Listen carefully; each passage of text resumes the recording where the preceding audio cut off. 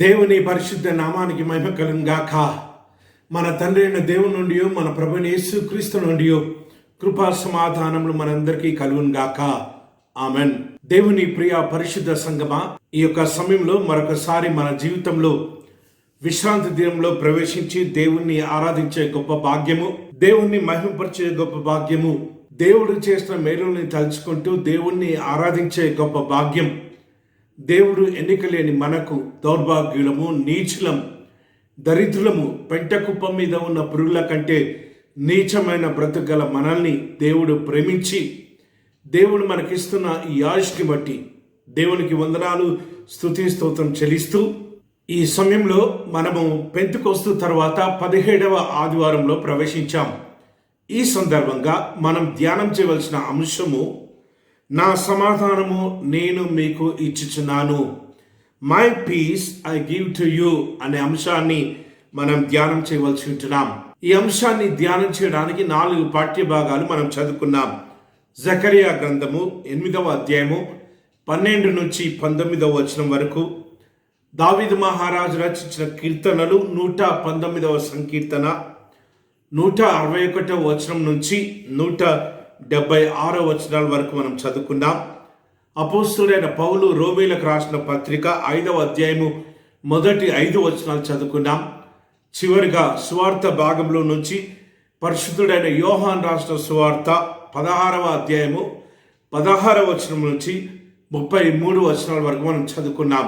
ఈ భాగాలలో ఉంటున్న లోతైన మర్మాలు, ఈ భాగాలలో ఉంటున్న గూఢార్థాలను, ఈ భాగాలలో ఉంటున్న అనేకమైన సత్యాలను దేవుడు మనకు బయలుపరిచి ఏ రీతిగా దేవుని సమాధానాన్ని రానుంటున్న కాలంలో ఆస్వాదించాలో, దేవుని సమాధానం పొందుకొని మనం జీవించాలో, దేవుని సమాధానము ఇతరులకు పంచియాలో, ఈ వాక్యాలను మనం ధ్యానం చేస్తున్న సమయంలో దేవుడు మనతో మాట్లాడాలని ప్రార్థన పూర్వకంగా మనం వాక్యాన్ని విందాం. ఎక్కడ 2-3 కూడుకొని ప్రభువు నామం పేరిట ఐక్యమవుతారో వారి మధ్యలో నేనుంటానని సెలవిచ్చిన ప్రభువు మన మధ్యలో ఉన్నాడన్న విశ్వాసంతో ఈ వాక్యాన్ని విందాం. ప్రార్థన పూర్వకంగా వాక్యాన్ని విందాం. దేవా, నాతో మాట్లాడు, నాలో ఉంటున్న అసమాధానమును తొలగించి, నా కుటుంబంలో ఉంటున్న అసమాధాన పరిస్థితులను తొలగించి, నా సంఘంలో ఉంటున్న అసమాధానకరమైన పరిస్థితులను తొలగించి, నీ శాంతి, నీ సమాధానము మా మీద, మా కుటుంబాల మీద, మా సంఘాల మీద కుమ్మరించు తండ్రి అని ప్రార్థన పూర్వకంగా మనం వాక్యాన్ని గనుక వింటున్నట్లయితే, ఆయన మాట్లాడే దేవుడు, ఆయన హృదయాలను తట్టే దేవుడు తప్పకుండా మనతో మాట్లాడుతూ ఉంటాడు. మన మనోనేత్రాలను తెరిచి దేవుడు తన జీవవాక్కు చేత మన హృదయాలను నింపాలని ఆశపడుతుంటున్నాడు. అలాంటి విశ్వాసంతో, అలాంటి ప్రార్థనతో మన వాక్యాన్ని వినడానికి ప్రయత్నం చేద్దాం. My peace I give to you, నా సమాధానము నేను మీకు ఇచ్చుచున్నాను. ఇది యేసు క్రీస్తు ప్రభుల వారు పలికిన మాట. యోహాను సువార్త 14వ అధ్యాయంలో మనం ఈ మాటను చూస్తూ ఉంటాం. నా సమాధానము నేను మీకు ఇచ్చుచున్నాను. దేవుని సమాధానము దేవుడు మనకు ఆల్రెడీ ఇచ్చేశాడు. అయితే ఈ సమయంలో దేవుడి సమాధానము మన మీద, మన కుటుంబాల మీద, మన సంఘాల మీద ఉన్నదా లేదా, ఈ యొక్క సమయంలో మనల్ని మనము స్వవిమర్శన చేసుకొని దేవుని సమాధానము పొందుకొని రానుంటున్న కాలంలో శాంతి సమాధానంతో జీవించడానికి మనము ప్రయాసపడడానికి ప్రయత్నం చేద్దాం. My peace I give to you, నా సమాధానము మీకు ఇచ్చుచున్నాను. దేవుని సమాధానం అంటే ఏంటో, దేవుని సమాధానానికి లోకంలో ఉంటున్న సమాధానాలకు ఉంటున్న వ్యత్యాసాన్ని ఈ యొక్క సమయంలో మనము ఈ పాఠ్యభాగాల ద్వారా జ్ఞాపకం చేసుకోవలసి ఉంటున్నాం.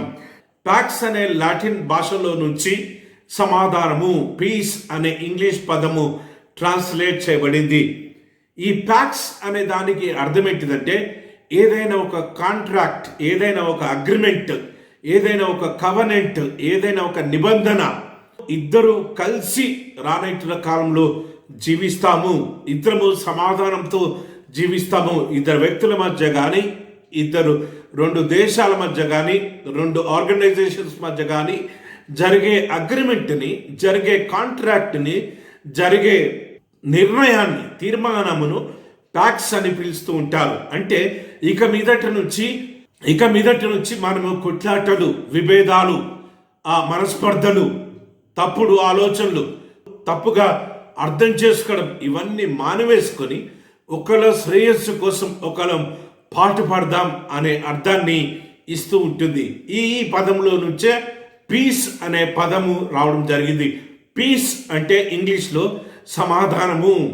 ఈ పీస్ అనే పదము బైబిల్ గ్రంథంలో మనం చూసినట్లయితే పాత నిబంధన గ్రంథంలో విరివిగా వాడబడింది. షాలోమ్ అనే హీబ్రూ పదానికి ఉంటున్న అనేకమైన అర్థాలలో ఒక్క అర్థము సమాధానము. షాలోమ్ అంటే, షాలోమ్ అనే దానికి చాలా పదాలతో కూడిన అర్థాలు ఉన్నాయి. షాలోమ్ అంటే కేవలం సమాధానం మాత్రమే కాదు, ఆరోగ్యంగా ఉండడం, అనారోగ్యము లేకపోవడము, మనస్సు నెమ్మదిగా ఉండడం, మనస్సు సమాధానంతో ఉండడం, ఉద్యోగపరమైన సమస్యలు లేకుండా, కుటుంబపరమైన సమస్యలు లేకుండా, ఆర్థిక పరమైన సమస్యలు లేకుండా, మానసిక పరమైన సమస్యలు లేకుండా సంపూర్ణంగా పూర్ణ సమాధానంతో ఉండడమే షాలోమ్ అనే దానికి అర్థము. ఈ యొక్క హీబ్రూ పదానికి ఇంగ్లీష్లో తర్జుమా చేయడానికి పదాలు సరిపోక అనేక పదాల యొక్క కలయిక ఈ షాలోమ్గా ఏర్పడుతుంది. షాలోమ్ అంటే సంపూర్ణమైన సమాధానము. ఈ షాలోమ్ అనే హీబ్రూ పదము మల్టీ డైమెన్షనల్ పదంగా మనం చూస్తూ ఉంటున్నాం. సమాధానము, peace, prosperity, success, well being, safety, welfare, health, deliverance, salvation, completeness, ఈ రీతిగా ఈ పదాల యొక్క కలయికనే షాలోమ్ అని మనం పిలుస్తూ ఉంటాం. అయితే క్రొత్త నిబంధన గ్రంథంలోకి వచ్చేసరికి ఈ షాలోమ్ అనే పదము సమాధానంగా మారిపోయింది. ఈ యొక్క సమాధానంలో ఈ షాలోమ్ అనే పదము యొక్క అర్థాలలో కేవలం కొద్ది అర్థం మాత్రమే ఈ సమాధానము అందిస్తుంది. మనము దేవుడిచ్చే సమాధానము షాలోమ్ అనే పదములో నుంచి మనం చూడవలసి ఉంటున్నాం. ఎందుకు అంటే దేవుడు కేవలం సమాధానం మాత్రమే కాదు ఇవ్వడానికి ఆశపడింది. దేవుడు మానవుడికి సంపూర్ణమైన పరిస్థితులను, సంపూర్ణమైన స్థితిగతులను, మానవుడు సంతోషంగా జీవించడానికి, మానవుడు శాంతిగా జీవించడానికి, మానవుడు సమాధానంతో జీవించడానికి, మానవుడు సంపూర్ణమైన ఆరోగ్యంతో జీవించడానికి, మానసికంగా, శారీరకంగా, ఆర్థికంగా, సాంఘికంగా మానవుడు అన్ని పరిస్థితుల్లోనూ శాంతి సమాధానంతో ఆనందించే పరిస్థితులను దేవుడు సమకూర్చాలని ఆశపడుతున్నట్టుగా మనం బైబిల్ గ్రంథంలో చూస్తుంటున్నాం. అలాంటి సమాధానమే దేవుడు మానవులకు ఇవ్వాలి అని దేవుడు ఆశపడుతూ ఉంటున్నాడు. అపోస్తలుడైన పౌలు గలతీ పత్రిక 5వ అధ్యాయము 22వ వచనంలో ఆత్మ ఫలం గురించి వివరిస్తూ ఆత్మ ఫలంలో ఉంటున్న 9 గుణగణాలలో ఒక గుణము సమాధానంగా అపోస్తలుడైన పౌలు చూపిస్తూ ఉంటాడు. శాంతి, సమాధానము మనము ఆ యొక్క ఆత్మ ఫలములో మనం చూస్తూ ఉంటాం. యేసుక్రీస్తు ప్రభుల వారు తన యొక్క పరిచర్య ప్రారంభించినప్పటి నుంచే మీకు సమాధానం ఇవ్వడానికే నేను వచ్చాను అని యేసుక్రీస్తు ప్రభు మాటి మాటికి ఈ మాట చెప్తూ చివరికి కూడా సమాధానం ఇస్తూనే యేసుక్రీస్తు ప్రభు ఈ భూలోకాన్ని విడిచి వెళ్ళాడు. ఆ తర్వాత పునరుత్థానమైన తర్వాత కూడా ఆరోహణమయ్యే వరకు కూడా యేసుక్రీస్తు ప్రభు అనేక పర్యాయాలు భయపడకండి, నా సమాధానం మీకు ఇస్తూ ఉంటున్నాను, నా సమాధానం మీకు తోడుగా ఉంటుంది, నా సమాధానము మీతో ఎప్పటికీ ఉంటుంది అని యేసుక్రీస్తు ప్రభుల వారు శిష్యులను ఉద్ధరించినట్టుగా, శిష్యులను ధైర్యపరిచినట్టుగా బైబిల్ గ్రంథంలో మనం చూస్తూ ఉంటున్నాం. శాంతియుతమైన జీవితం అంటే ఏంటిదంటే నాన్ వైలెన్స్, అంటే వైలెన్స్ లేకపోవడము, వైలెన్స్కి కారణమైన పరిస్థితులు లేకపోవడము, నాన్ వైలెన్స్గా ఉంటూ సమాధానంగా ఉంటూ అన్ని పరిస్థితులను విశ్వాసంతో, ధైర్యంగా, దేవుని మీద నిరీక్షణతో సమస్తాన్ని ఎదుర్కొనేదే దేవుడిచ్చే సమాధానము.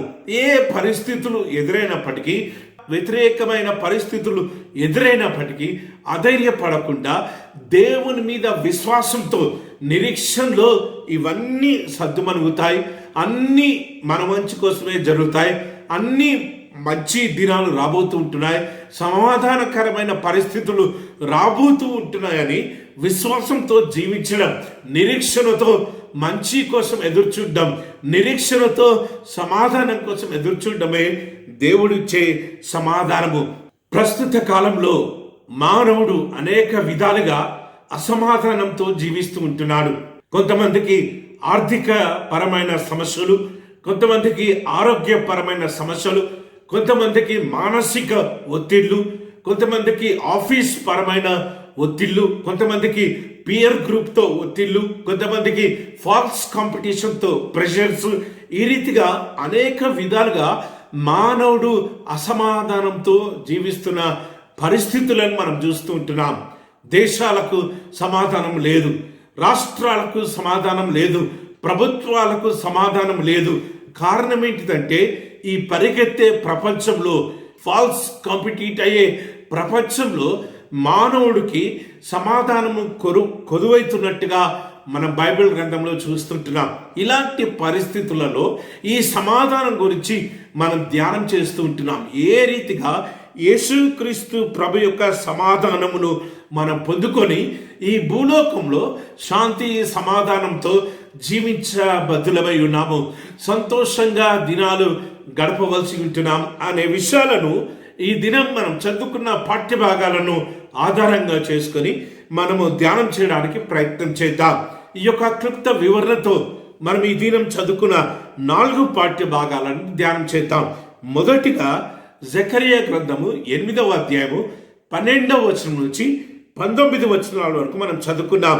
ఈ భాగంలో మనం ఏం చూస్తుంటున్నామంటే, నీతిగా న్యాయంగా జీవించే విధానంను బట్టి శాంతి సమాధానము మనకు సంభవిస్తుంది, మనకు దొరుకుతుంది.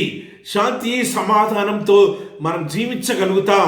ఈ శాంతిని సమాధానమును తండ్రి అయిన దేవుడు మనకు అనుగ్రహిస్తూ ఉంటాడు.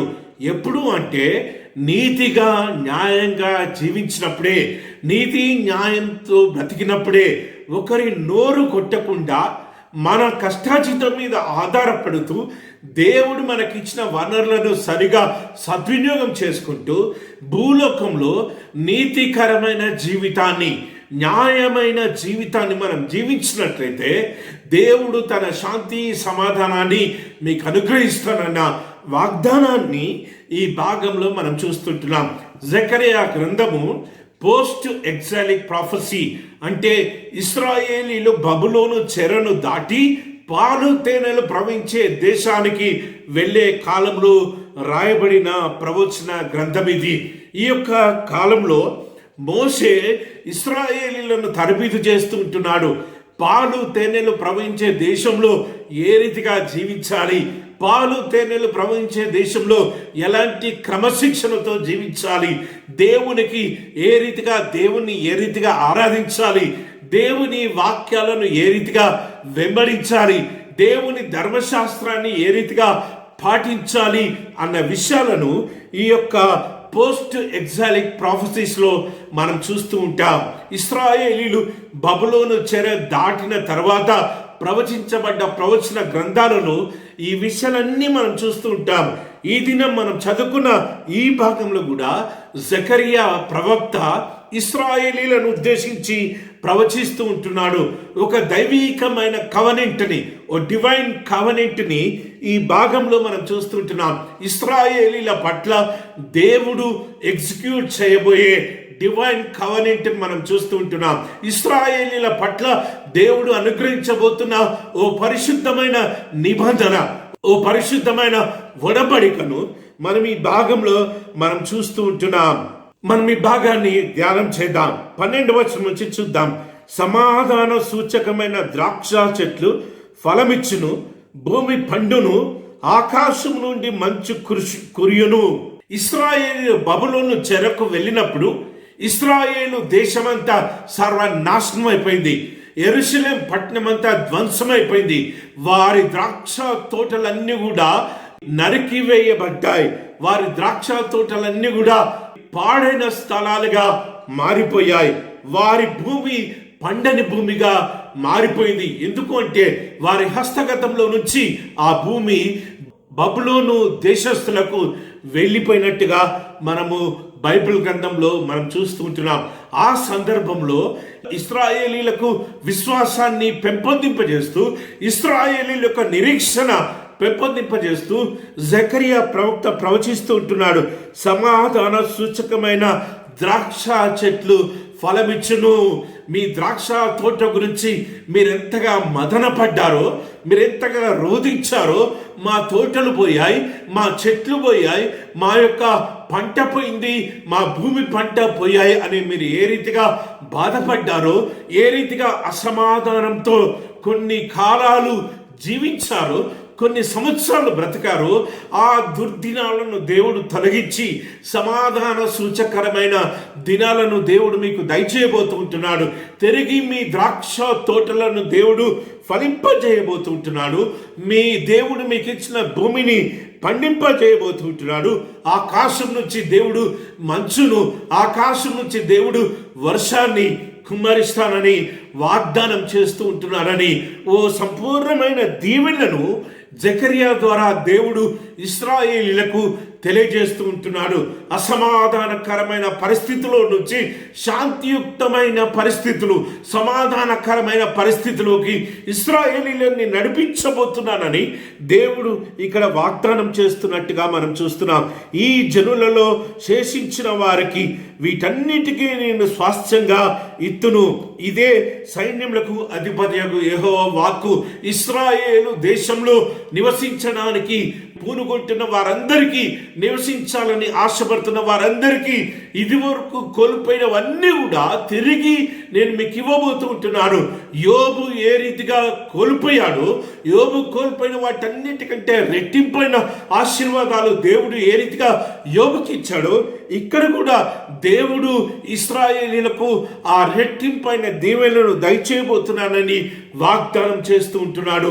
అసమాధానంతో జీవించిన ఇశ్రాయేలీలు, బానిస జీవితాన్ని అనుభవించిన ఇశ్రాయేలీలు, బబులోను చెరలో క్రూరమైన బానిస జీవితాన్ని అనుభవించి సమాధానము లేకుండా గడిపిన ఇశ్రాయేలీల బ్రతుకులలో శాంతి సమాధానాన్ని నింపడానికి దేవుడు జకరియా అనే ప్రవక్త ద్వారా ప్రవచనాన్ని వారికి అందిస్తూ ఉంటున్నాడు.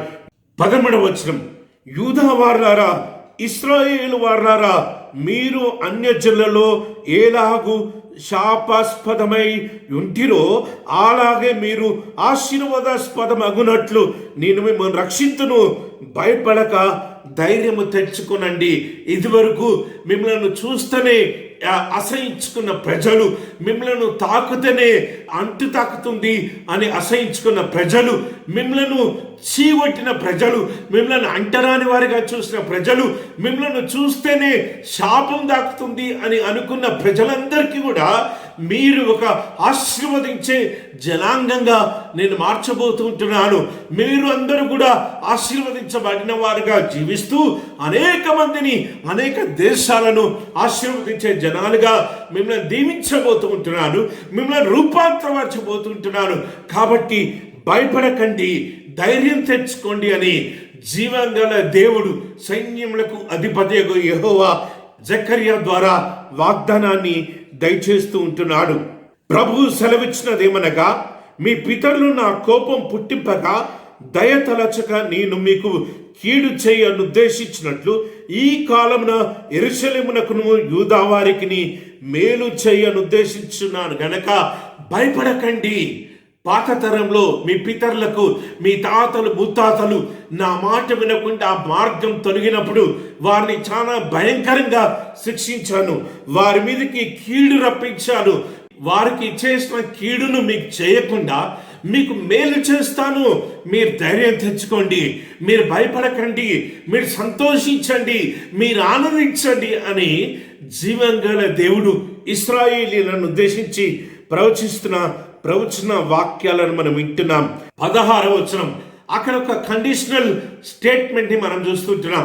ఆ పైన చెప్పిన ప్రవచనాలన్నీ ఎప్పుడు నెరవేరుతాయంటే, ద్రాక్ష చెట్లు ఎప్పుడు ఫలిస్తాయంటే, భూమి ఎప్పుడు పండుతుందంటే, ఆకాశము మీద నుంచి మంచు ఎప్పుడు కురుస్తుందంటే, ఇశ్రాయేలీలను దేవుడు ఏలాగు ఆశీర్వాదానికి కారణమైన జనాంగంగా దేవుడు మార్చబోతున్నాడో, ఇశ్రాయేలీలను ఏ రీతిగా ఇశ్రాయేలీల మీదికి మరి కీడు రప్పించకుండా, ఇశ్రాయేలీలను శపించకుండా, ఇశ్రాయేలీలకు మేలు చేయ నిర్దేశించబోతున్నాడు. ఇక్కడ యెహోవా దేవుడు చెప్తూ ఉంటున్నాడు, మీరు చేయవలసిన కార్యములు ఏవనగా, జాగ్రత్తగా వినండి. యూదా వారలారా, యెరూషలేము వారలారా, ఇశ్రాయేలీలారా, మీరు జాగ్రత్తగా వినండి. ఆ పైనున్న దీవెనలన్నీ మీకు రావాలి అంటే 16వ వచనం నుంచి జకరియా భక్తుడు ప్రవచిస్తుంటున్నాడు. మీరు చేయవలసిన కార్యములు ఏవనగా, ప్రతి వాడు తన పొరుగువానితో సత్యమే మాట్లాడాలి. ప్రతి వాడు తన పొరుగువాడితో సత్యమే మాట్లాడాలి. సత్యమును బట్టి, సమాధానకరమైన న్యాయమును బట్టి మీ గుమ్మంలో తీర్పు తీర్చవలెను. సత్యాన్ని బట్టి, న్యాయాన్ని బట్టి తీర్పు తీర్చాలి. సత్యమే మాట్లాడాలి, న్యాయమే జరిగించాలి అని దేవుడు ఇశ్రాయేలీలతో, యూదా దేశస్థులతో, యెరూషలేము వారులతో దేవుడు ఈ మాటలు చెప్తూ ఉంటున్నాడు. సత్యం మాట్లాడాలి, న్యాయం జరిగించాలి. ఈ 2 కార్యాలు కనుక మీరు చేస్తే ఆ పైనున్న దీవెనలన్నీ మీ మీదకి కుమ్మరిస్తాను. ఇంకెప్పుడు కూడా మిమ్మలను చెరకు అప్పగించను. ఇంకెప్పటికీ నా ఆశీర్వాదాలు మీ మీద కుమ్మరిస్తూనే ఉంటాను. అయితే మీరు చేయవలసినవి 2 పనులు. ఏంటిదంటే, సత్యము మాట్లాడాలి, న్యాయం జరిగించాలి, అవినీతిని, అన్యాయాన్ని మీ యొద్ద నుంచి ఛేదించాలి, మీ యొద్ద నుంచి తీసివేసేయాలి, మీ యొద్ద నుంచి తొలగించుకోవాలి. మీరు మాట్లాడిన న్యాయమే మాట్లాడాలి, మీరు మాట్లాడినా సత్యమే మాట్లాడాలి, మీరు తీర్పు తీర్చినా న్యాయంగా ఉండాలి, మీరు తీర్పు తీర్చినా సత్యమైన తీర్పే తీర్చాలి. ఇరుగు వారికి, పొరుగు వారికి, మీ స్నేహితులకు, మీ బంధువులకు, దూరస్తులకు, రక్త సంబంధులకు, ఇరుగు వారికి, పొరుగు వారికి, మీకు కావలసిన వారికి, మీ కుటుంబీకులకు అందరికి కూడా ఏ ఏ పరిస్థితిలో ఉన్న వారికి ఎవరెవరికి ఏ ఏ బాధ్యతలు ఇచ్చారో ఆ బాధ్యతలకు అనుగుణంగా మీరు న్యాయమే మాట్లాడాలి, మీరు సత్యమే జరిగించాలి, సత్యమే మాట్లాడాలి, న్యాయమే జరిగించాలి అని దేవుడు మాట్లాడుతుంటున్నాడు. అప్పుడే ఆ సమాధానకరమైన న్యాయాన్ని, ఆ సమాధానకరమైన సత్యాన్ని మీరు జరిగించినప్పుడే మీ దేశం మీదికి, మీ మీదికి, మీ కుటుంబాల మీదికి, మీ వంశం మీదికి, మీ సంఘాల మీదికి సమాధానము కుమ్మరించబడుతుంది అని దేవుడు జ్ఞాపకం చేస్తుంటున్నాడు. తన పొరుగువాని మీద ఎవడునూ దుర్యోచన యోచింపకూడదు, అబద్ధ ప్రమాణము చేయ నిష్టపడకూడదు. ఇవన్నీ నాకు అసహ్యము. ఇదే యెహోవా వాక్కు. ఎవ్వరు కూడా పొరుగువారి మీద దురాలోచన చేయొద్దంట. పొరుగువాడిని దోచుకోవాలని, పొరుగువాడికి కీడు చేయాలని, పొరుగువాడికి నాశనం చేయాలని, పొరుగువాడి మీద రివెంజ్ తీసుకోవాలని, పొరుగువాడిని శపించాలని, వాడిని అనగదొక్కాలని, ఇలాంటి దురాలోచన చేయకుండా మంచి ఆలోచనలు చేసేవారిగా మీరు ఉండాలి అని దేవుడు జ్ఞాపకం చేస్తుంటున్నాడు. అబద్ధ ప్రమాణాలు చేయొద్దు. ఒకరిని నాశనం చేయడానికి, ఒకరిని దొంగిలించుకోవడానికి, ఒకరికి రావాల్సిన దీవెనలను, ఒకరికి రావాల్సిన వనరులను మనమే దోచుకొని అబద్ధం చేత సమస్తాన్ని సంపాదించుకుంటూ మనము ఆ రీతిగా అబద్ధ ప్రమాణము చేయొద్దు, అబద్ధాలు ఆడొద్దు అని జీవంగా దేవుడు మాట్లాడుతుంటున్నాడు. అబద్ధాలు ఆడొద్దు, అబద్ధ ప్రమాణం చేయొద్దు, దురాలోచన చేయొద్దు అని మాత్రమే చెప్పకుండా, ఇవన్నీ నాకు ఇష్టం లేనివి, ఇవన్నీ నాకు అసహ్యము, ఇవంటే నాకు రోత, ఇవన్నీ నేను తట్టుకోలేను, ఇవి నాకు పడవు, నా బిడ్డలు ఇలాంటి దురాలోచనలు, ఇలాంటి అబద్ధపు మాటలు, ఇలాంటి అసత్యమైన పనులు, అన్యాయమైన పనులు నా బిడ్డలు, నా రక్తంలో కడగబడిన బిడ్డలు, నా ద్వారా ఆశీర్వదించబడిన బిడ్డలు ఇలాంటి దుష్టమైన పనులు చేయకూడదని దేవుడైన యెహోవా జకర్యా ద్వారా ఇశ్రాయేలీలకు తెలియజేస్తుంటున్నాడు.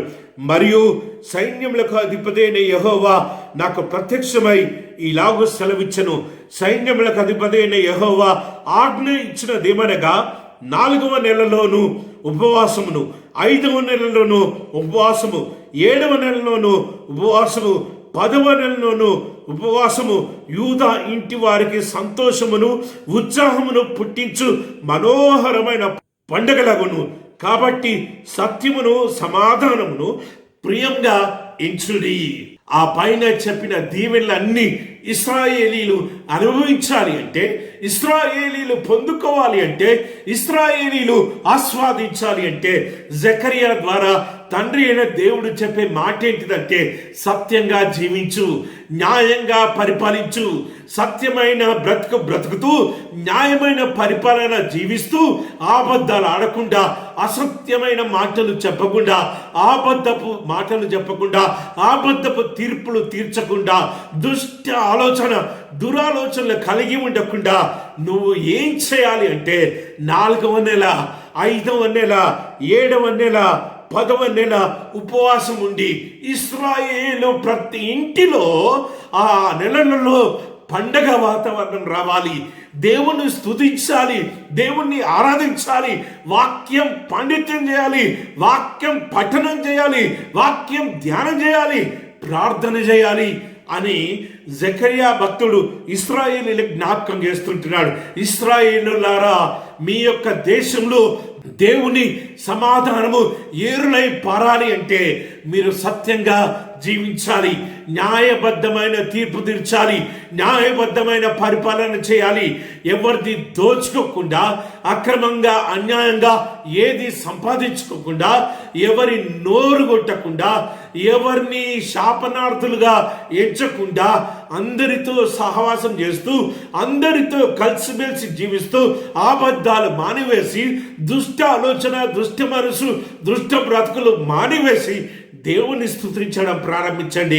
4వ నెల, 5వ నెల, 7వ నెల, 10వ నెల ఇశ్రాయేలీలలో ఉంటున్న ఇల్లులన్నిటిలో, యూదా ఇంటి వారందరిలో పండుగలు జరుపుకోవాలి. దేవుణ్ణి స్తుతించే పండుగలు, దేవుణ్ణి గణపరిచే పండుగలు, దేవుణ్ణి మహిమపరిచే పండుగలు జరుపుకోవాలి. ఆ రీతిగా మీరు జీవించినట్టయితే దేవుని యొక్క శాంతి సమాధానము, దేవుని యొక్క సత్యము, దేవుని యొక్క న్యాయము మీ దేశంలో ఏరులై పారుతుంది. కాబట్టి దేవుడు సత్యాన్ని, న్యాయాన్ని ఇష్టపడతాడు. కాబట్టి మీరు కూడా సత్యమును సమాధానమును ప్రియంగా ఎంచండి, ఇష్టమైన వాటిగా ఎంచండి, వాటిని ఆచరించడానికి ప్రయత్నం చేయండి, వాటి ప్రకారం జీవించడానికి ప్రయత్నం చేయండి అని జకరియా భక్తుడు ద్వారా దేవుడు ఇశ్రాయేలీలకు దయచేస్తున్న వాగ్దానాన్ని మనం చూస్తూ ఉంటున్నాం. 2వ భాగాన్ని మనం చూసినట్లయితే అపోస్తలుడైన పౌలు రోమీయులకు రాసిన పత్రిక 5వ అధ్యాయము మొదటి 5 వచనాలు మనం చదువుకున్నాం. ఈ భాగంలో అపోస్తలుడైన పౌలు ఏం రాస్తుంటున్నాడంటే, శ్రమలలో, ఇరుకులలో, ఇబ్బందులలో ఉన్నప్పుడు నిరీక్షణలో జీవించండి, విశ్వాసంలో జీవించండి. ఆ రీతిగా శ్రమలలో, ఇరుకులలో, ఇబ్బందులలో, విశ్వాసంలో, నిరీక్షణలో జీవించడం ద్వారా సమాధానంలో మీరు జీవించగలుగుతారు, సమాధానంను ఆస్వాదిస్తారని అపోస్తలుడైన పౌలు రోమా పట్టణస్థులకు జ్ఞాపకం చేస్తూ ఉంటున్నాడు. మాటి మాటికి అపోస్తలుడైన పౌలు తన పత్రికలలో తెలియజేసిన మాట ఈ భాగంలో కూడా 1వ అధ్యాయము 1వ వచనం చివరి భాగంలో తెలియజేస్తుంటున్నాడు. అదేంటిదంటే, మన ప్రభువు అయిన యేసుక్రీస్తు ద్వారా దేవునితో సమాధానము కలిగి ఉండండి, దేవునితో సమాధానం కలిగి ఉండండి. ఏ పరిస్థితిలో దేవునితో సమాధానము తెగిపోయిందో మిమ్మల్ని మీరే ఆలోచన చేసుకోండి. మీకు దేవునికి మధ్య ఉన్న సమాధానము ఏ పరిస్థితిలో తెగిపోయిందో, మీకు మీ కుటుంబానికి ఉన్న దేవుని సమాధానము ఏ పరిస్థితిలో తెగిపోయిందో, మీకు మీ సంఘానికి ఉన్న దేవుని సమాధానము ఏ పరిస్థితిలో దేవునితో ఆ సమాధానము సంఘానికి తెగిపోయిందో మీరే ఆలోచన చేసి తిరిగి యేసుక్రీస్తు ప్రభు ద్వారా ఆయన యొక్క మధ్యవర్తిత్వం ద్వారా దేవునితో సమాధానం పడ్డానికి ప్రయత్నం చేయండి. అప్పుడే దేవుని సమాధానము స్థిరంగా మనతో ఉంటుంది. దేవుని సమాధానమును అప్పుడే మనము సంపూర్ణంగా ఆస్వాదించగలుగుతామని అపోస్తలుడైన పౌలు ఇక జ్ఞాపకం చేస్తూ ఉంటున్నాడు. అపోస్తలుడైన పౌలు ఈ భాగంలో ఏం తెలియజేస్తుంటున్నాడంటే, శ్రమలు కలుగుతాయి, ఇరుకులు కలుగుతాయి, ఇబ్బందులు ఎదురవుతూ ఉంటాయి. ఇవన్నీ ఎదురైనా కానీ అధైర్యపడద్దు. మొదటి అధ్యాయంలో చెప్పినట్టు నీతిగా న్యాయంగా జీవించేటప్పుడు అనేకమైన ఇరుకులు ఇబ్బందులు ఎదురవుతూ ఉంటాయి, అనేకమైన ఛాలెంజెస్ ఎదురవుతూ ఉంటాయి, అనేకమైన అవరోధాలు ఎదురవుతూ ఉంటాయి. ఒక్కొక్క సందర్భంలో ఒంటరి వారంగా జీవించవలసిన పరిస్థితులు కూడా ఎదురవుతూ ఉంటాయి. అందరూ కూడా మనల్ని విడిచిపెట్టే పరిస్థితులు ఎదురవుతూ ఉంటాయి. అలాంటి దౌర్భాగ్యమైన పరిస్థితులు ఎదురైనప్పటికీ నువ్వు యేసుక్రీస్తు ప్రభు ద్వారా దేవునితో సమాధానంగా ఉండడానికి ప్రయత్నం చేసినట్టయితే, నువ్వు దేవుని వాక్యంలో ఉండడానికి ప్రయత్నం చేసినట్టయితే, నువ్వు దేవుని ఆజ్ఞలు కట్టడంలో నిలబడడానికి ప్రయత్నం చేసినట్టయితే, దేవుని సమాధానము నీ వద్ద నుంచి దాటిపోదు. దేవుని సమాధానము నిన్ను ఆవరిస్తుంది. దేవుని సమాధానము నీ కుటుంబాన్ని ఆవరిస్తుంది. దేవుని సమాధానము నీ సంఘాన్ని ఆవరిస్తుంది. ఆ సమాధానము ఏ సాతానుడు కూడా దొంగిలించలేడు అని అపోస్తలుడైన పౌలు జ్ఞాపకం చేస్తూ ఉంటున్నాడు. ఎందుకు అంటే దేవుడిచ్చే సమాధానము, దేవుని మీద ఉన్న విశ్వాసము, దేవుని మీద ఉన్న నిరీక్షణ ఎప్పుడు కూడా మనల్ని సిగ్గుపరచదు అని అపోస్తలుడైన పౌలు చాలా ఖండితంగా ఇవన్నీ అనుభవించిన వాడిగా రోమా సంఘంలో ఉంటున్న క్రైస్తవులను ఉద్ధరిస్తూ ఉంటున్నాడు. రోమా సంఘంలో ఉంటున్న క్రైస్తవులను చైతన్యపరుస్తూ ఉంటున్నాడు. రోమా సంఘంలో ఉంటున్న క్రైస్తవులను ధైర్యపరుస్తూ ఈ మాటలు చెప్తున్న సందర్భాలను మనం చూస్తూ ఉంటున్నాం. అయితే మనం చేయవలసిందల్లా ఒకటే, ఏంటిదంటే మనల్ని మనము దేవునికి సమర్పించుకోవడం.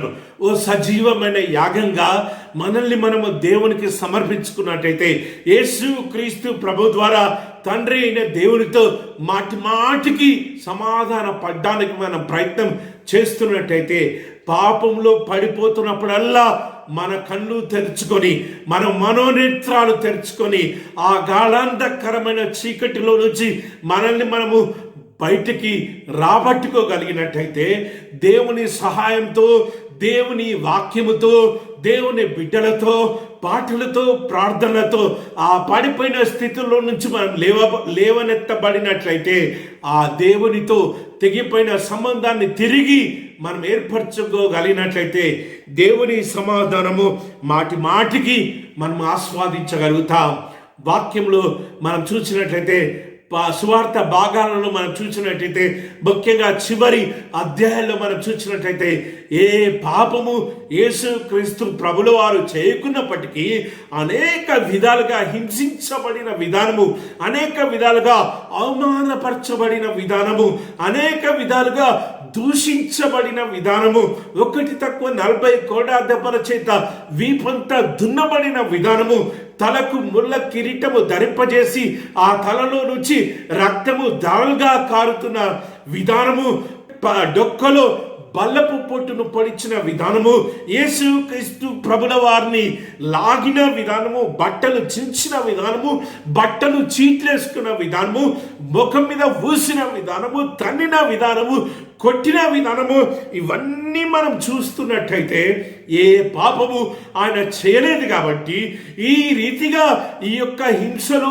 బాధలు, ఇరుకులు, ఇబ్బందులు, శ్రమలు అనుభవించాలనేది తండ్రి అయిన దేవుని చిత్తం. కాబట్టి ఓ గొప్ప కార్యం కోసము, ఓ అద్భుత కార్యం కోసము, ఓ మహాకార్యం కోసము, మానవ జాతిని రక్షణలోకి నడిపించడానికి తానే సజీవయాగంగా, తానే పస్కా బలిగా వధించబడ్డం దేవుని అద్వితీయమైన ప్రణాళిక. కాబట్టి ఆ ప్రణాళిక ఎరిగిన వాడైన యేసుక్రీస్తు ప్రభుల వారు ఏ పాపం చేయకున్నప్పటికీ ఇంత క్రూరమైన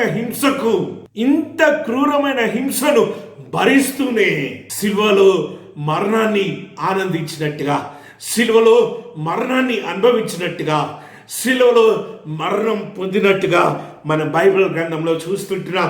రాళ్లతో కొడుతూ ఉంటున్నారు స్టెఫెన్ని.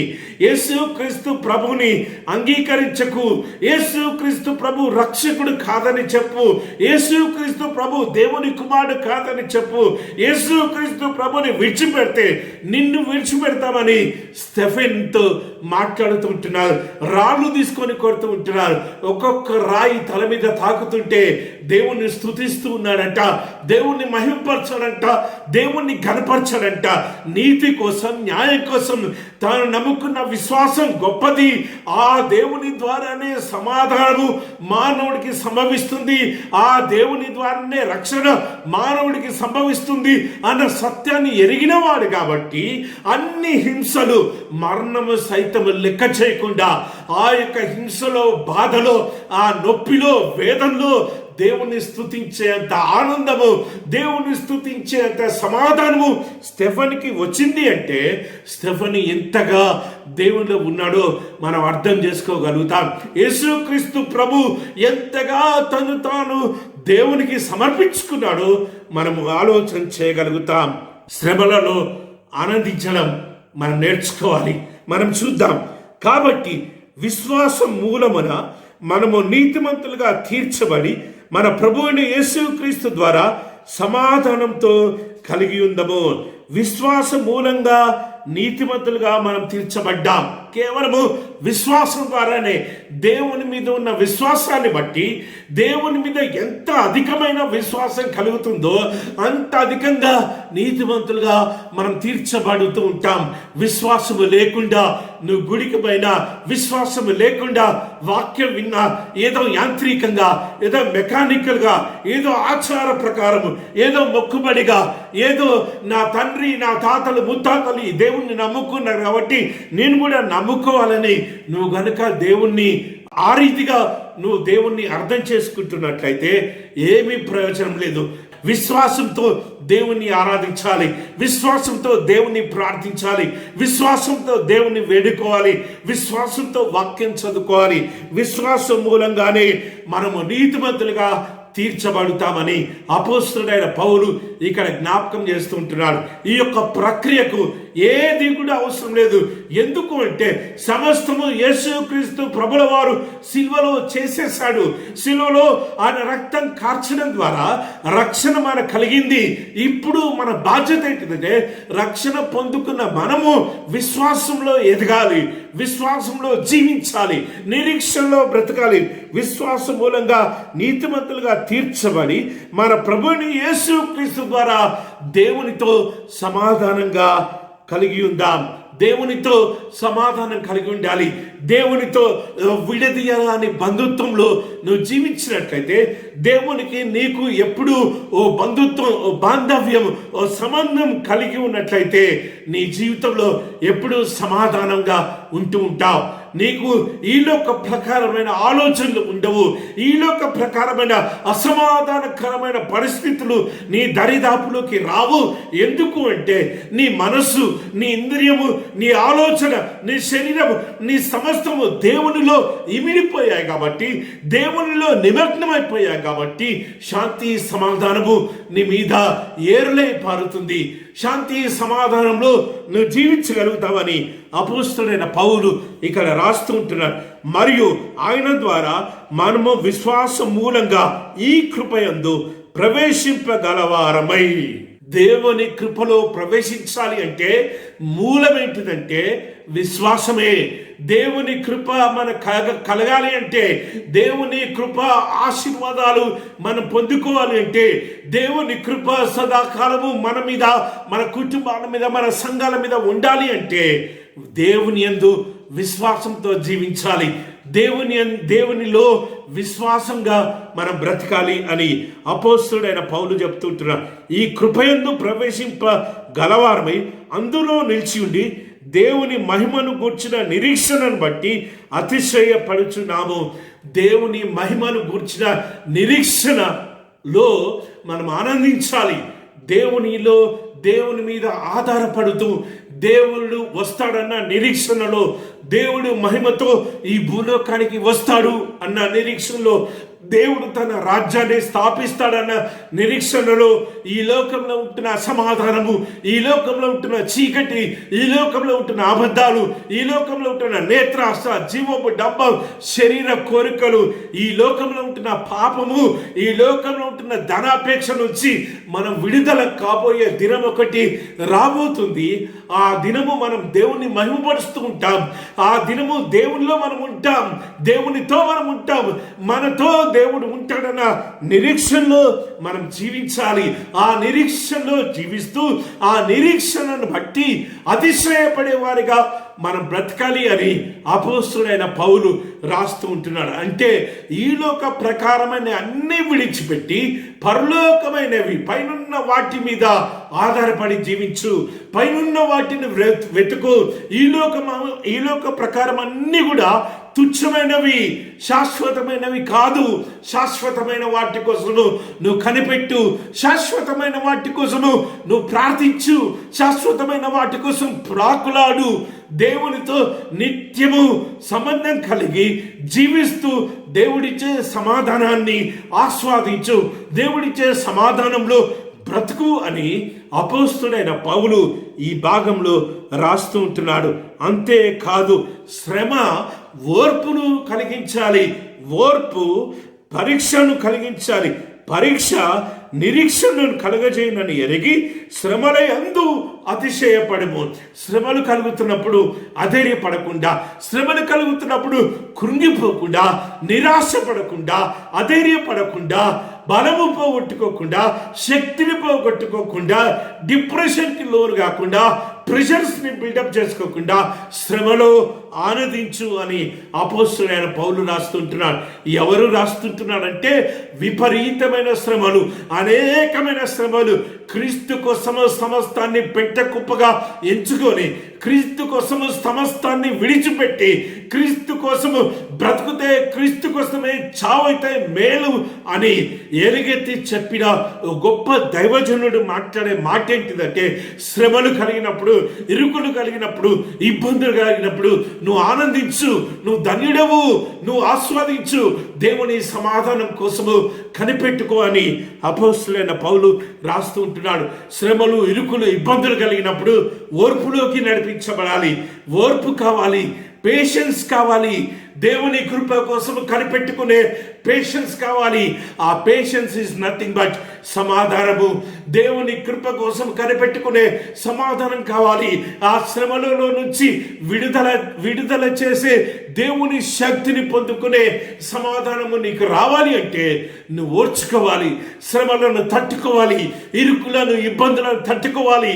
ఇతర మానవులతో పోటీ పడకుండా, ఇతర మానవులతో కంపేర్ చేసుకోకుండా, నీవు దేవుని వాక్యంతో కంపేర్ చేసుకుంటూ, నీవు దేవునితో ఉన్న సంబంధాన్ని పరీక్షించుకుంటూ నువ్వు జీవించాలి అని అపోస్తలుడైన పౌలు రాస్తుంటున్నాడు. శ్రమ ఓర్పులోకి నడిపించాలి, ఓర్పు పరీక్షలోకి నడిపించాలి. ఎంతకాలము ఓర్చుకోవాలంటే దేవుడు విడుదలనిచ్చేంత వరకు ఓర్చుకోవాలి. శ్రమలలో తప్పు చేయకుండా, శ్రమలలో దేవుని దూషించకుండా, శ్రమలలో దేవుని వాక్యం నుంచి తట్టులకుండా, శ్రమలలో అనీతికరమైన పనులు చేయకుండా, అన్యాయమైన పనులు చేయకుండా, అబద్ధకరమైన పనులు చేయకుండా, అబద్ధపు మాటలు ఆడకుండా, దుష్ట ఆలోచనలు, దుష్ట క్రియలు, దుష్ట తలంపులలో నుంచి విముక్తులమై ఓర్పు పరీక్షలోకి నడిపిస్తుంది. ఎంతకాలం పరీక్ష అంటే దేవుడు ఆ సమస్యలో నుంచి, ఆ గడ్డి కాలంలో నుంచి, ఆ చీకటిలో నుంచి, ఆ గాఢంధకారపు లోయలో నుంచి మనల్ని విడిపించేంత వరకు. ఎంతకాలం అంటే ఆ ఐగుప్తు చెర నుంచి ఇశ్రాయేలీలు విడిపించబడినంత కాలము, బబులోను చెర నుంచి ఇశ్రాయేలు విడిపించబడినంత కాలము. శ్రమ ఓర్పులోకి నడిపించాలి, ఓర్పు పరీక్షలోకి నడిపించాలి, పరీక్ష నిరీక్షణలోకి నడిపించాలి, నిరీక్షణలోకి నడిపించాలి. దేవుని వైపు చూసేటట్టు ఈ పరిస్థితులను మనల్ని మలచాలి కానీ లోకం వైపు చూసేటట్టు మనల్ని మలచొద్దు. లోక ప్రకారమైన ఆలోచనలు, లోక ప్రకారమైన ఆ సమస్యలను ఎదుర్కోవడానికి లోక ప్రకారమైన ఆ యొక్క పద్ధతులను ఆచరిస్తూ లోక ప్రకారమైన సొల్యూషన్ని ఆచరించకుండా దేవుని వైపు చూస్తూ దేవుని యందు నిరీక్షించే వారిగా మీరు ఉండాలి అని అపోస్తలుడైన పౌలు రాస్తూ ఉంటున్నాడు.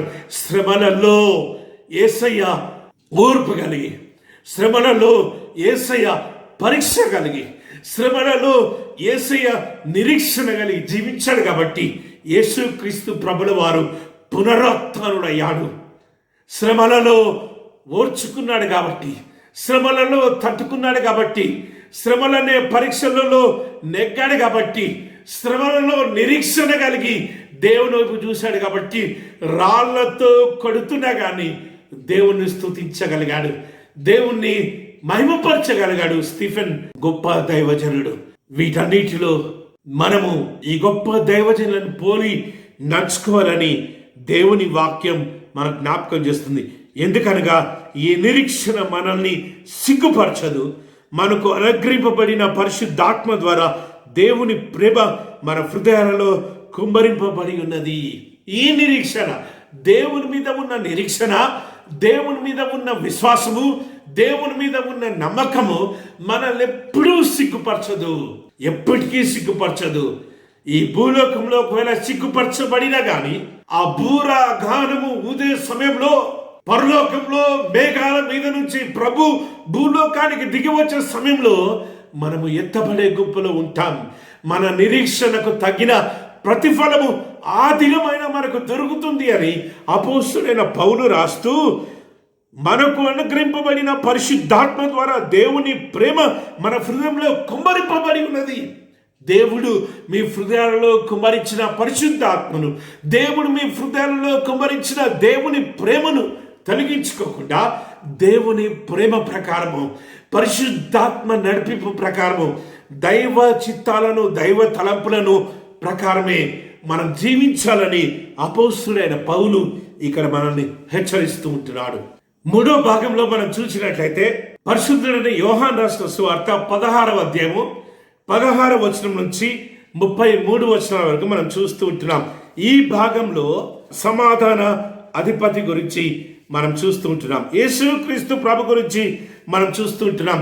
యోహాను సువార్త 14వ అధ్యాయము 27వ వచనంలో యేసుక్రీస్తు ప్రభు ఇచ్చిన వాగ్దానాన్ని మనం ధ్యానం చేస్తుంటున్నాం. నా సమాధానము నేను మీకు ఇచ్చుచున్నాను.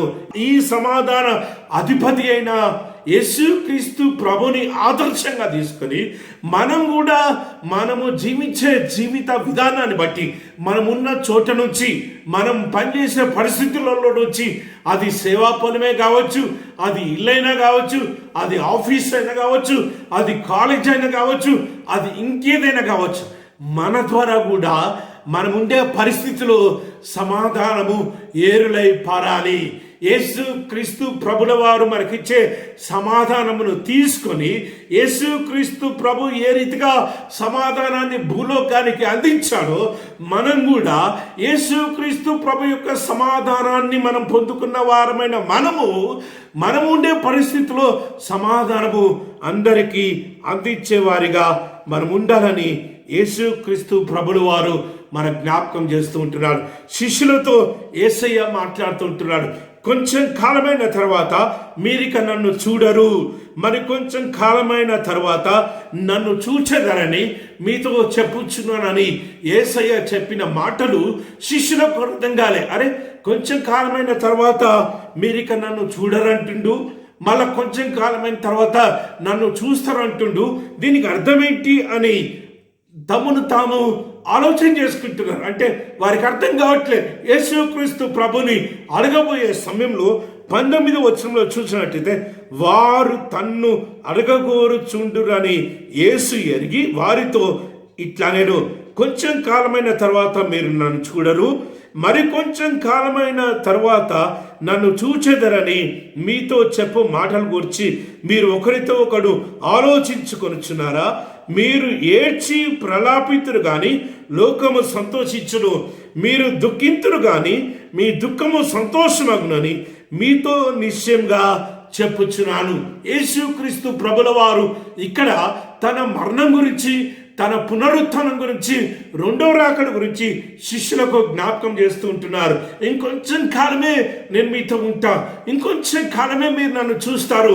ఎందుకంటే దేవుని కుమారుడు మనుషుల చేతికి అప్పగించే సమయము ఆసన్నమైంది. దేవుని కుమారుడు శిలువ మరణం పొందే సమయము ఆసన్నమైంది. కాబట్టి ఇంకొంచెం కాలమే నేను మీతో ఉంటా, ఇంకొంచెం సమయమే మీతో ఉంటా అని యేసుక్రీస్తు ప్రభు చెబుతూ తిరిగి నేను వస్తా. రెండో రాకడ సమయంలో రెండోసారి నేను భూలోకానికి వస్తాను. మేఘాల మీద నుంచి నేను భూలోకానికి దిగి వస్తాను. మీ అందరి కోసం ఇళ్ల స్థలాలను సిద్ధపరిచి నేనుండే స్థలంలో మీ అందరినీ తీసుకెళ్ళడానికి నేను వస్తా. అప్పుడు మీరు నన్ను చూస్తారు, అప్పుడు మనమందరం కలిసి ఉంటాం అని యేసుక్రీస్తు ప్రభు ఈ గొప్ప మర్మాలు అక్కడ ఉంటున్న శిష్యులకు, యేసుక్రీస్తు ప్రభుని అనుకరించే వారికి యేసయ్య జ్ఞాపకం చేస్తుంటున్నాడు.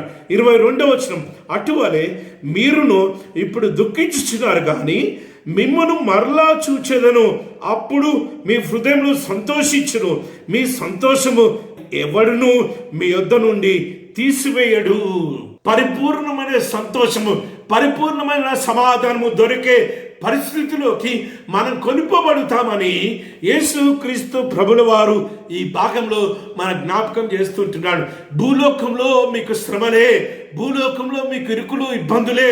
నీతి కోసం, న్యాయం కోసం మీరు నిలబడ్డప్పుడు మీకు అనేకమైన శ్రమలు ఎదురవుతూ ఉంటాయి, మీకు అనేకమైన కష్టాలు ఎదురవుతూ ఉంటాయి, మీరు ఒంటరి వారు అవుతూ ఉంటారని యేసుక్రీస్తు ప్రభు చెప్తూ ఈ భూలోకంలో మీకు సమస్యలే, ఈ భూలోకంలో మీకు శ్రమలే. కాబట్టి ఈ భూలోకంలో శ్రమలను తట్టుకొని మీరు జీవించినట్టయితే పరలోకంలో నాతో పాటు యుగాలు సంతోషించే ఆ పరిశుద్ధమైన పట్టణంలోకి నేను మిమ్మల్ని కొనిపోతానని యేసుక్రీస్తు ప్రభువుల వారు శిష్యులకు జ్ఞాపకం చేస్తుంటున్నాడు. 23వ వచనం, ఆ దినమున మీరు దేని గూర్చియో నన్ను అడగరు, మీరు తండ్రిని నా పేరిట ఏమి అడిగినను ఆయన మీకు అనుగ్రహించునని మీతో నిశ్చయంగా చెప్పుచున్నాను. పరలోకంలో అడగవలసిన అవసరత ఉండదు. పరలోకంలో యేసుక్రీస్తు ప్రభుని వేడుకోవాల్సిన పరిస్థితులు ఉండవు. ఎందుకంటే అక్కడ అన్నీ సెట్ చేయబడ్డాయి. అక్కడ ఆకలి ఉండదు, అక్కడ దప్పిక ఉండదు, అక్కడ కొట్లాటలు ఉండవు, అక్కడ అసమాధానం ఉండదు. అక్కడ ఓన్లీ శాంతి సమాధానము, అక్కడ ఓన్లీ సంతోషము, అక్కడ ఓన్లీ దేవుని స్తుతి ఆరాధన, అక్కడ ఓన్లీ దేవుని గణపరచడం మాత్రమే ఉంటాయని యేసుక్రీస్తు చెప్తూ, యేసుక్రీస్తు ప్రభువు తెలియజేస్తూ, నా పేరిట మీరు తండ్రిని ఏమి అడిగినను తండ్రి మీకు అది అనుగ్రహించును. ఇది వరకు మీరు ఏమీ నా పేరిట అడగలేదు, మీ సంతోషం పరిపూర్ణమగునట్లు అడుగుడి, మీకు దొరుకును.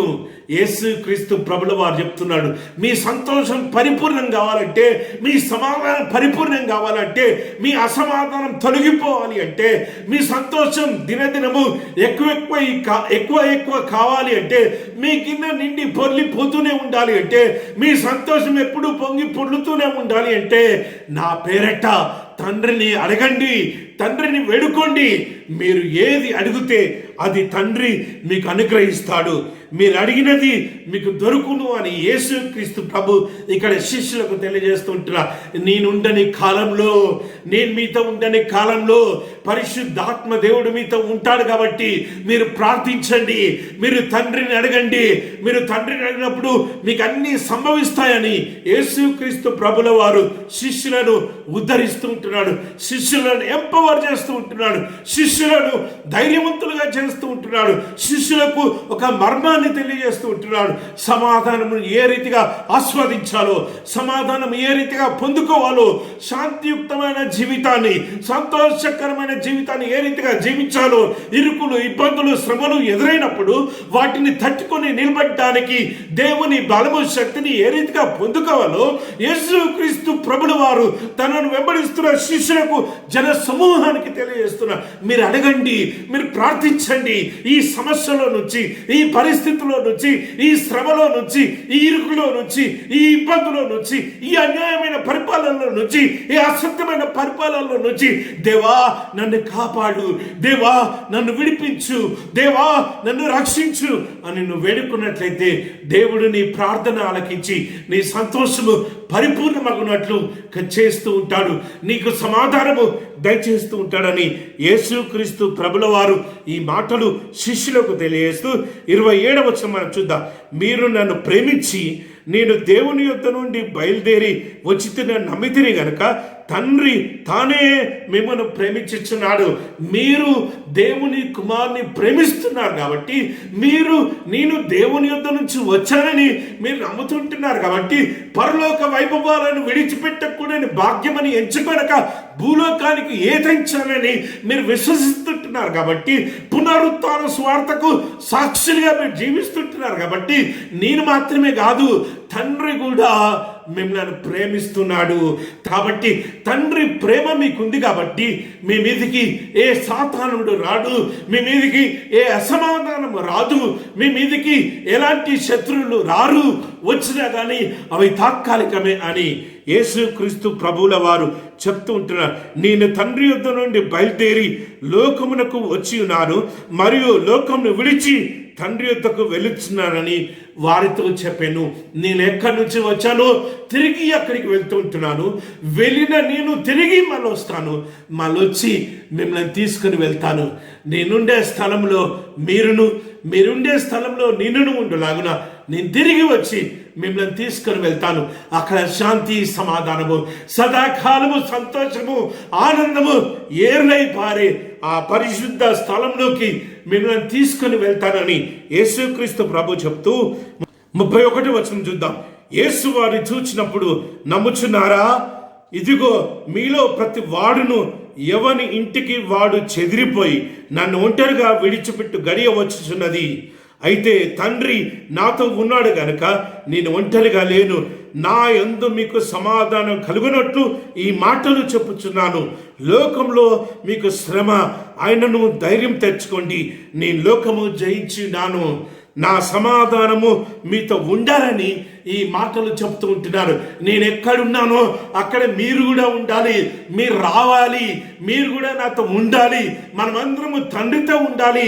ఇది తండ్రి చిత్తము, ఇది నాకు కూడా ఇష్టమని యేసుక్రీస్తు ప్రభుల వారు చెప్తూ ఇవన్నీ ఎందుకు చెప్తున్నానంటే మీరు అధైర్యపడకుండా, మీరు ధైర్యము సన్నగిల్లకుండా, మీరు అవిశ్వాసంలోకి పడిపోకుండా, నిరీక్షణ లేని వారి వలె జీవించకుండా మీకు నిత్య సమాధానము కలగడానికి, మీకు నిత్య విశ్వాసం కలగడానికి, మీ నిరీక్షణ ఫలభరితం కావడానికి, మీకు శాంతి సమాధానము సంతోషం పరిపూర్ణం కావడానికి ఈ మాటలు నేను మీకు చెప్తున్నాను.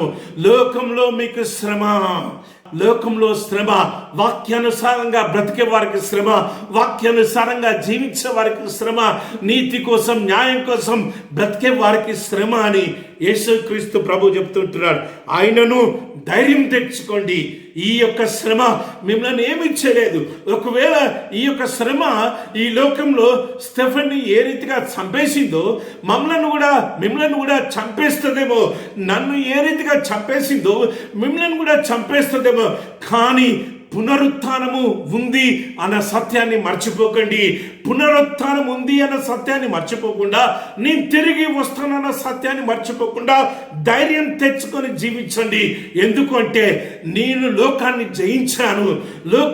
జయించాను కాబట్టి, లోకంలో నుంచి నాకు విడుదల కలిగింది కాబట్టి, లోకం మీద విజయాన్ని పొందుకున్నాను కాబట్టి, మీరు కూడా లోకాన్ని జయించే విశ్వాసము, లోకాన్ని జయించే బలము, లోకాన్ని జయించే పరిశుద్ధాత్మ శక్తి మీలో ఉంది కాబట్టి ధైర్యంగా జీవించండి అని యేసుక్రీస్తు ప్రభు ఇక్కడ రాస్తూ ఉంటున్నాడు.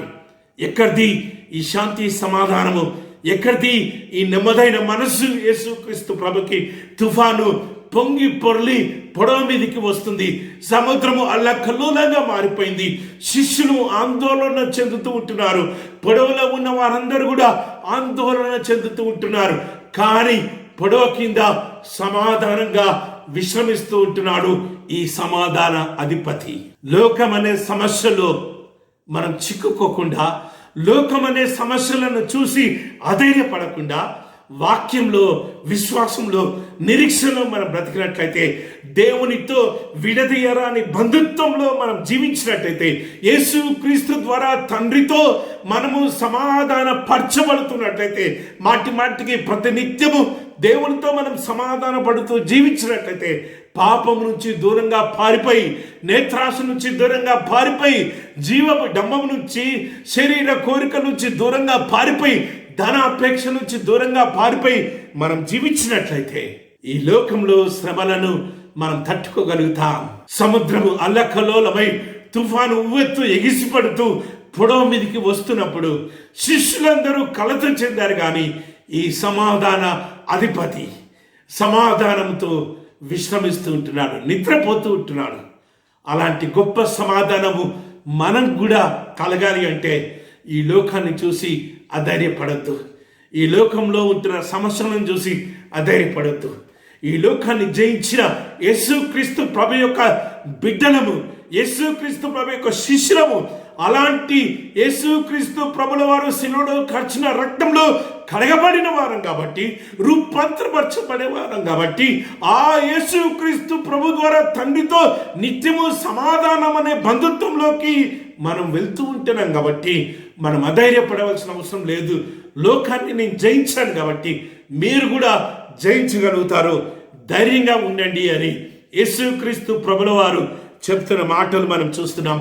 చివరిగా దావీదు మహారాజు రచించిన 119వ సంకీర్తన 161వ వచనం నుంచి 176 వచనాల వరకు మనం చదువుకున్నాం. ఈ భాగంలో మనం ఏం చూస్తుంటున్నామంటే, వాక్యంలో నిలబడడం ద్వారా, వాక్యంలో మన జీవితాలను పునాది వేసుకోవడం ద్వారా మనం దేవుని బిడ్డలుగా జీవించగలుగుతాం, దేవుని బిడ్డలుగా బ్రతకగలుగుతాం.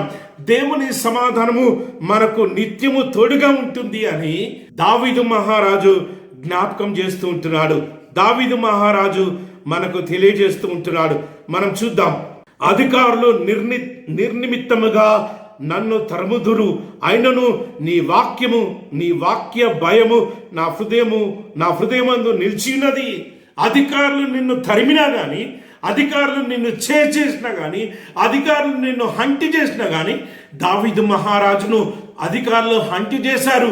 సౌలు మహారాజు దావీదును చంపాలని ఆలోచన చేశాడు, కుట్ర పన్నాడు, హంటి చేశాడు, వేటాడాడు. కానీ దావీదు మహారాజు ఏమంటున్నాడంటే, నీ వాక్యం అనే భయం నా హృదయంలో నిలిచి ఉంది కాబట్టి ఆ శోధ నుంచి, ఆ విపత్తు కాలం నుంచి, ఆ కుట్ర నుంచి, ఆ అసమాధానం నుంచి నువ్వు నన్ను దూరపరిచావు, నన్ను తొలగించి నీ శాంతి, నీ సమాధానము నాకు దయచేసావని దావీదు మహారాజు రాస్తూ ఉంటున్నాడు.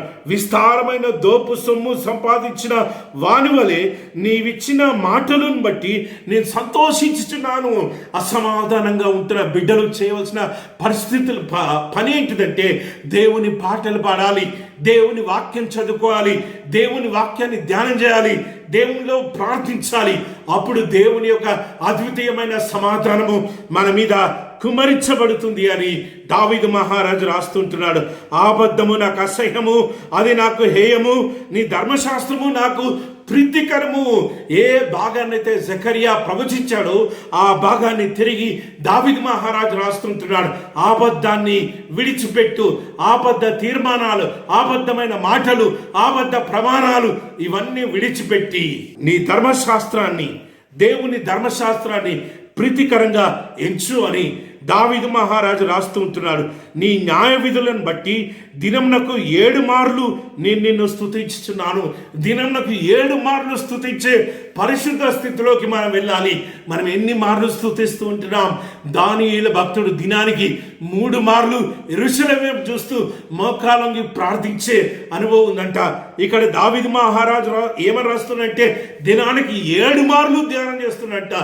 7 మార్లు ధ్యానం చేసే దావీదు మహారాజుని, 3 మార్లు ప్రార్థన చేసే దానియేలుని మనం చూస్తుంటున్నాం. మనము ఎన్నిసార్లు ప్రార్థన చేస్తుంటున్నాం? సమాధానంగా జీవించడానికి, సమాధానంను ఆస్వాదించడానికి, సమాధానంగా బ్రతకడానికి, మన కుటుంబాలు, మన సంఘాలు సమాధానంగా ఉండడానికి, మనం ఉండే పరిస్థితిలో సమాధానము ఏరులై పారాలి అంటే మనం ఏం చేయాలి? మనం దినానికి 7 మార్లు ప్రార్థిస్తున్నామా? దినానికి 3 మార్లు ప్రార్థిస్తున్నామా? మనల్ని మనము ఆలోచన చేసుకోవాలి. నీ ధర్మశాస్త్రంను ప్రేమించు వారికి ఎంతో నెమ్మది కలదు, వారు తూలి తొట్టిలుటకు కారణమేమీ లేదు. నీ ధర్మశాస్త్రాన్ని ప్రేమించేవారు, నీ వాక్యాన్ని ప్రేమించేవారు, నీ వాక్యాన్ని చదివేవారు, నీ వాక్యాన్ని ఆస్వాదించేవారు, నీ వాక్య ప్రకారం నడిచేవారు, నీ వాక్య ప్రకారం జీవించేవారు, నీ వాక్య ప్రకారము నడిపించబడేవారు, వారి జీవితంలో నెమ్మది కలుగుతుంది, వారి జీవితాలలో సంతోషం కలుగుతుంది. వారు తొట్టి తూలడానికి కారణాలు ఏమీ ఉండవని దావీదు మహారాజు తెలియజేస్తుంటున్నారు. యెహోవా, నీ రక్షణ కొరకు నేను కనిపెట్టుకొనిచున్నాను, నీ ఆజ్ఞలను అనుసరించి నడుచుకొనిచున్నాను. నీ రక్షణ నాకు కావాలి, నీ రక్షణ నాకు కావాలి కాబట్టి నీ ఆజ్ఞల ప్రకారం నేను జీవిస్తూ ఉంటున్నాను, నీ ఆజ్ఞల ప్రకారం నడుచుకుంటూ ఉంటున్నాను. నేను నీ శాసనములను బట్టి ప్రవర్తిస్తున్నాను, అవి నాకు అతి ప్రియములు. నీ శాసనాలు, నీ కట్టడలు, నీ ఆజ్ఞలు, నీ ధర్మశాస్త్రము నాకు అతి ప్రియమయ్యా. వాటి ప్రకారము నేను జీవిస్తూ ఉంటున్నాను, వాటిని బట్టే నేను ప్రవర్తిస్తూ ఉంటున్నాను, నీ శాసనములను నేను అనుసరించుచున్నాను. యెహోవా, నా మొర నీ సన్నిధికి వచ్చునుగాక, నీ మాట చొప్పున నాకు వివేకమిమ్ము, నా విన్నపము నీ సన్నిధికి చేరనిమ్ము. నీవిచ్చిన మాట చొప్పున నన్ను విడిపించుము, నీ మాట చొప్పున నీ వాగ్దానం చేత నన్ను విడిపించు. దావీదు మహారాజు ఇంకా చాలా విషయాలను అక్కడ రాస్తూ ఉంటున్నాడు. తప్పిపోయిన గొర్రెవలే నేను త్రోవ విడిచి తిని నీ సేవకుని వెతికి పట్టుకొనుము, ఎందుకనగా నేను నీ ఆజ్ఞలను మరచువాడని కాను. నీ ఆజ్ఞలను విడిచిపెట్టడానికి, నీ ఆజ్ఞలను మర్చిపోవడానికి, నీ వాక్యాన్ని విడిచిపెట్టి జీవించడానికి, నీ ధర్మశాస్త్రాన్ని, నీ ఆజ్ఞలను, నీ కట్టడలను నేను విడిచిపెట్టడానికి నేను ఇష్టపడట్లేదు దేవా. నేను తొట్టిల్లినప్పుడు, నేను త్రోవ తప్పినప్పుడు నాయనా, నీ సేవకునైనా నన్ను వెతికి పట్టుకో, నీ సేవకునైనా నన్ను గాలిలోకి తీసుకురా, నీ సమాధానము నాకు దయచేయి. నీ సమాధానము నా జీవితంలో, నా కుటుంబ జీవితంలో, నా సంఘ జీవితంలో ఏరులై పారింపచేయమని దావీదు మహారాజు చేస్తున్న ప్రార్థన మనం చూస్తుంటున్నాం. వాక్యం వింటున్న ప్రియ స్నేహితులారా, తెస్సలోనికైలకు రాసిన మొదటి పత్రిక 5వ అధ్యాయం 13వ వచనంలో అపోస్తులైన పౌలు ఏమని రాస్తుందంటే, ఒకరితో ఒకరు సమాధానంగా ఉండండి. రోమీలకు రాసిన పత్రిక 12వ అధ్యాయంలో ఏమని రాస్తున్నాడంటే, వీలైనంత మట్టుకు అందరితో సమాధానంగా జీవించండి అని రాస్తూ ఉంటున్నాడు. కొరింథీయులకు రాసిన 2వ పత్రిక 13వ అధ్యాయం 11వ వచనంలో ఏమని రాస్తున్నాడంటే, దేవుని యొక్క ప్రేమ, దేవుని యొక్క సమాధానము మీకు తోడుగా ఉండాలి అంటే దేవునితో విడదీయరాని బంధంలో జీవించండి అని అపోస్తులైన పౌలు రాస్తూ ఉంటున్నాడు. దేవుని సమాధానము మీతోనే ఎప్పుడు జీవించాలని మీరు ఆశపడండి అని అపోస్తులైన పౌలు కొరింథీయులకు రాసిన మొదటి పత్రిక 7వ అధ్యాయం 15వ వచనంలో రాస్తూ ఉంటున్నాడు. ఒకరితో ఒకరము సమాధానంగా ఉండడానికి ప్రయత్నం చేద్దాం. మన ద్వారా అనేక మందికి సమాధానం కలిగేటట్టు మనం ప్రయత్నం చేద్దాం. సమాధాన పరచువారు ధన్యులు, వారు దేవుని కుమారులు అనబడును. దేవుని కుమారుడిగా, కుమార్తెగా నువ్వు పిలువబడాలి అంటే నువ్వు ఉండే చోట సమాధానం ఉండాలి, నువ్వు ఉండే చోట న్యాయమైన తీర్పు జరగాలి, నువ్వు ఉండే చోట సత్యము ఏర్లై పారాలి, నువ్వు ఉండే చోట దుష్టత్వము, దుష్ట ఆలోచన, దుష్ట తలంపులు, ఆబద్ధపు ప్రమాణాలు, అబద్ధ మాటలు, ధనాపేక్ష, క్రూరమైన ఆలోచనలు, క్రూరమైన విషయాలు ఇవేవి కూడా ఉండడానికి వీల్లేదు. నువ్వు ఉండే చోట సమాధానము ఏర్లై పారాలి, సమాధానాన్ని పంచేవారిగా ఉండాలి, సమాధాన పరిచేవారిగా ఉండాలి, సమాధానాన్ని తీసుకొచ్చేవారిగా ఉండాలి. వాక్యం వింటున్న ప్రియ స్నేహితులారా, ఏ కారణాన్ని బట్టి అయినా ఎవరైనా అసమాధానంగా జీవిస్తున్నట్టయితే, ఎవరినైనా విడిచిపెట్టి జీవిస్తున్నట్టయితే, ఎవరితోనైనా అసమాధానంగా జీవిస్తున్నట్టయితే వెంటనే సమాధాన పడాలని దేవుడు ఆశపడుతున్నాడు. ఎందుకంటే దేవుని సమాధానము మనకి ఇవ్వాలని ఆశపడుతున్నాడు. దేవుని సమాధానము మనకు రావాలి అంటే మనం మొదటిగా అందరితో సమాధానపరచబడాలి. అందరితో సమాధానపరచబడి అందరితో సమాధానంగా జీవిస్తున్నప్పుడు దేవుడు ఆ నిత్య సమాధానము మనకు సదాకాలము దయచేయాలని ఆశపడుతున్నాడు. అటువంటి గొప్ప సమాధానము తండ్రి అయిన దేవుడు మనందరికీ దయచేయను గాక. ఆమెన్. తలలో వచ్చి ప్రార్థన చేసుకుందాం. ప్రేమ నమ్మకం గల మా యేసయ్య, మా పరలోకపు రాజా, నీ వాక్యాన్ని బట్టి స్తోత్రం, నీ వాక్యాన్ని బట్టి నీకు వందనాలు, స్తుతి, స్తోత్రం చెల్లిస్తుంటున్నాం. నీ వాక్యం ద్వారా స్పష్టంగా మాతో మాట్లాడినందుకు స్తోత్రం. నాయన, జకరియా ప్రవక్త ప్రవచించిన ప్రవచనాలను మేము విన్నాం యేసయ్య. అపోస్తలుడైన పౌలు చెప్పిన మాటలు విన్నాం. యేసుక్రీస్తు ప్రభుల వారు నీ ప్రియకుమారుడు శిష్యులతో చెప్పిన మాటలు మేము విన్నాం. ఆ యొక్క వాక్యం ద్వారా మమ్మల్ని మేము ధైర్యపరచుకొని యేసయ్య సత్యమును న్యాయమును అనుసరిస్తూ అబద్ధమును దుష్టాలోచనలను విడిచిపెడుతూ శ్రమలో ఓర్పు కలిగిన వారమై ఓర్పుతో జీవిస్తూ పరీక్షలో నెగ్గడానికి, పరీక్షలో నానా నిరీక్షణలో నడిపించబడటానికి, ఆ నిరీక్షణలో సదాకాలము జీవించడానికి నీ కృప మాకు దయచేయమని ప్రార్థన చేస్తున్నా. గొప్ప దేవుడా, నీ సమాధానం మాకు దయచేయండి యేసయ్యా. ఈ లోకంలో శ్రమలు, ఇరుకులు, ఇబ్బందులు జయించాలి అంటే నీ సమాధానం మాకు కావాలి. అట్టి నీ సమాధానం మాకు దయచేయమని ఎవరైతే అసమాధానంలో ఉంటూ ఉన్నారో, అసమాధానకరమైన జీవితాన్ని జీవిస్తూ ఉంటున్నారో, గొప్ప దేవుడా, ఆ బిడ్డను దర్శించి నీ సమాధానంను దయచేయమని ప్రార్థన చేస్తున్నాం. నాయనా, పట్టజాలనంత విస్తారమైన దీవెనలు, పట్టజాలనంత విస్తారమైన నీ శాంతి సమాధానము ఆ బిడ్డలకు ఇప్పుడే దయచేయమని ప్రార్థన చేస్తుంటున్నాం. కుటుంబ సమస్యల చేత, ఉద్యోగపరమైన సమస్యల చేత, సంఘపరమైన సమస్యల చేత, సేవపరమైన సమస్యల చేత, పియర్ గ్రూప్ సమస్యల చేత, నానా ఇంకా అనేకమైన కారణాల చేత అసమాధానానికి గురైన ప్రతి బిడ్డలు నువ్వు జ్ఞాపకం చేసుకోమని ప్రార్థన చేస్తున్నా.